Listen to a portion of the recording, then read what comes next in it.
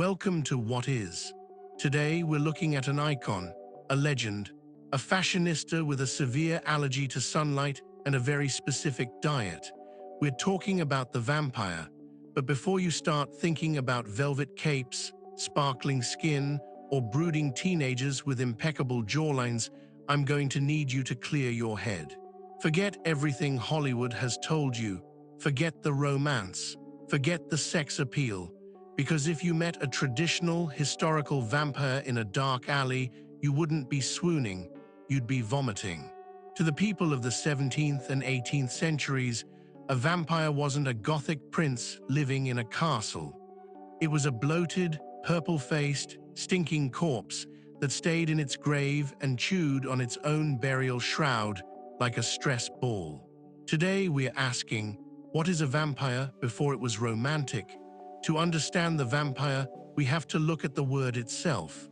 The term vampire didn't really enter the English lexicon until the 1730s, following a series of weird outbreaks in southeastern Europe. But the concept, that's as old as death itself. Almost every culture has a bloodsucker.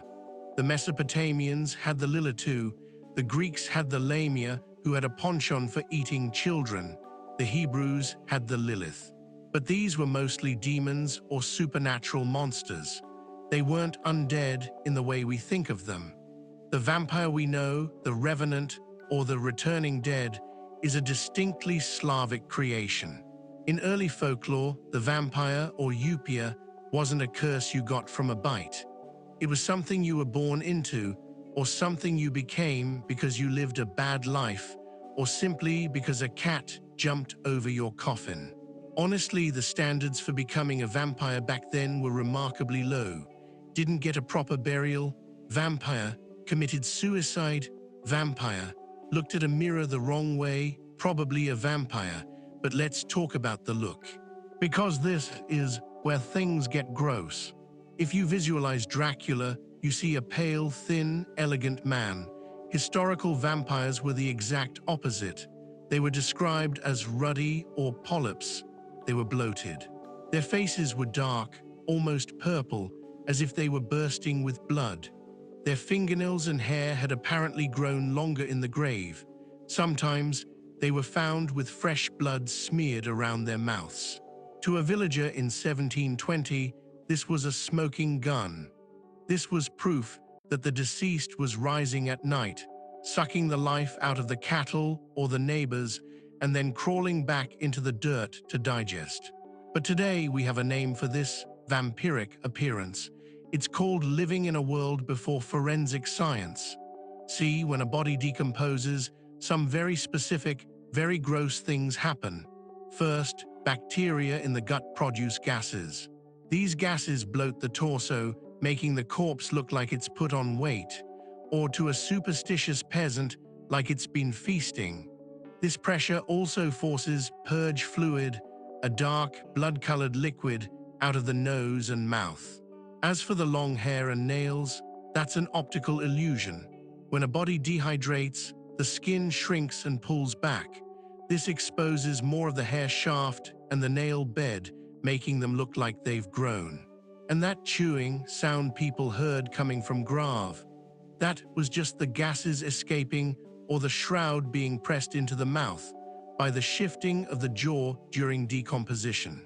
But if you're a villager whose cows are dying of murrain and your kids are getting the flu, you aren't thinking about gaseous exchange. You're thinking about getting a wooden stake and a very large mallet. The vampire craze really hit the fan in the early 18th century. Two specific cases turned a local superstition into an international panic. First, there was Peter Plogojowitz. Peter was a Serbian peasant who died in 1725. Shortly after his burial, 9 people in his village died of a mysterious illness after claiming Peter had visited them in their sleep and throttled them. The villagers demanded the grave be opened.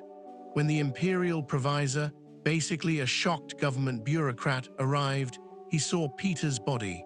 He reported that the body hadn't decomposed, the skin was fresh, and there was fresh blood on the mouth.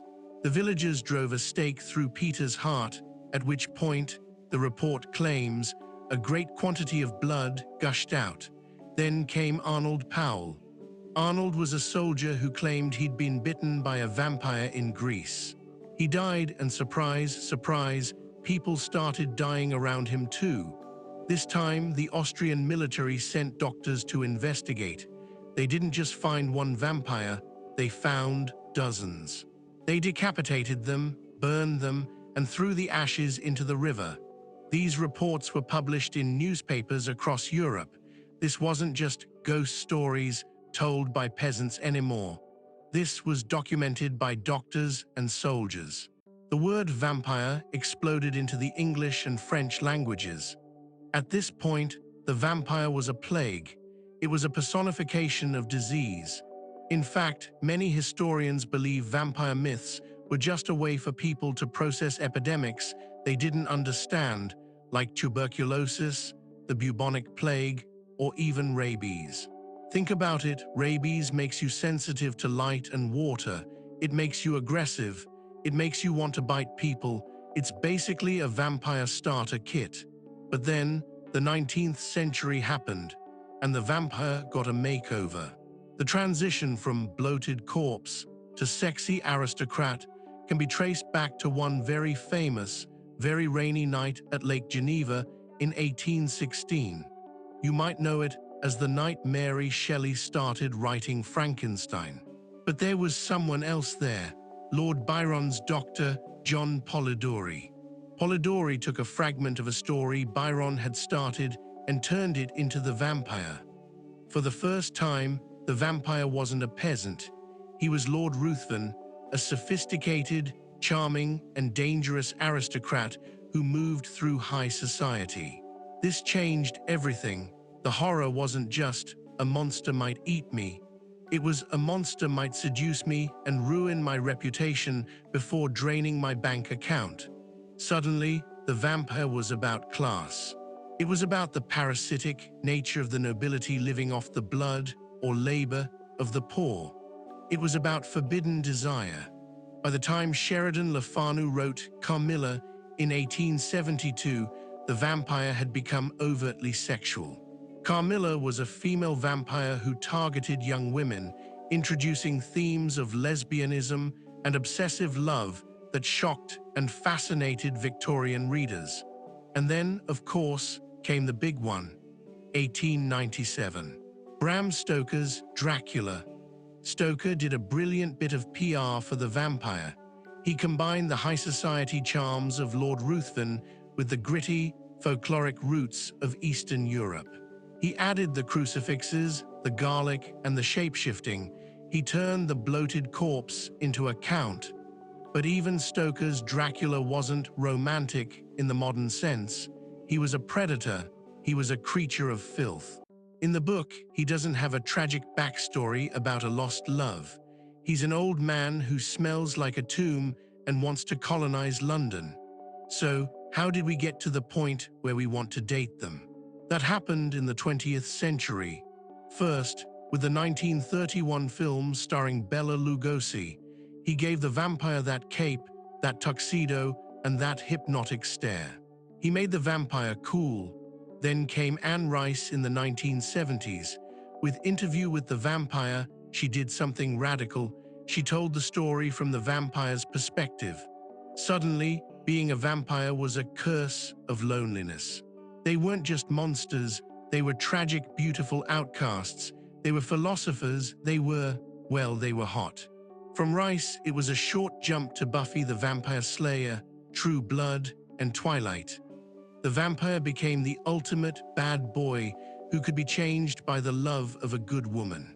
We went from driving stakes into the hearts of purple, bloated corpses to buying posters of Edward Cullen.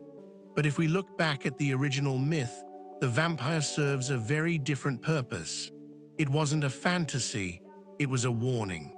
The original vampire represented the fear of the uncanny. It was the fear that death wasn't final. It was the fear that the people we loved, our neighbors, our parents, our children, could come back as something hollow and hungry. In the old world, The vampire was a way to explain why the crops failed, why the baby got sick, and why the body in the ground looked different after 3 weeks than it did the day it was buried. It was a scapegoat for the cruelty of nature. Today, we use vampires to explore our own identities, our desires, and our fears of aging. We've tamed the monster. We've given him a skincare routine and a tragic backstory. But somewhere deep in the folklore of the Balkans, the real vampire is still there. He's not wearing a cape. He's not brooding under a moonlit balcony. He's just a cold, heavy weight in a wooden box, chewing on a shroud, waiting for someone to forget the garlic. So the next time you see a vampire on screen with perfect hair and a six-pack, just remember, his ancestors were much, much grosser. Thank you for watching this episode of What Is. If you enjoyed this deep dive into the darker side of history, make sure to hit the like button and subscribe to the channel. What should we look into next? The real history of werewolves? The science of zombies? Let us know in the comments below. Until next time, keep your neck covered and your stakes sharp.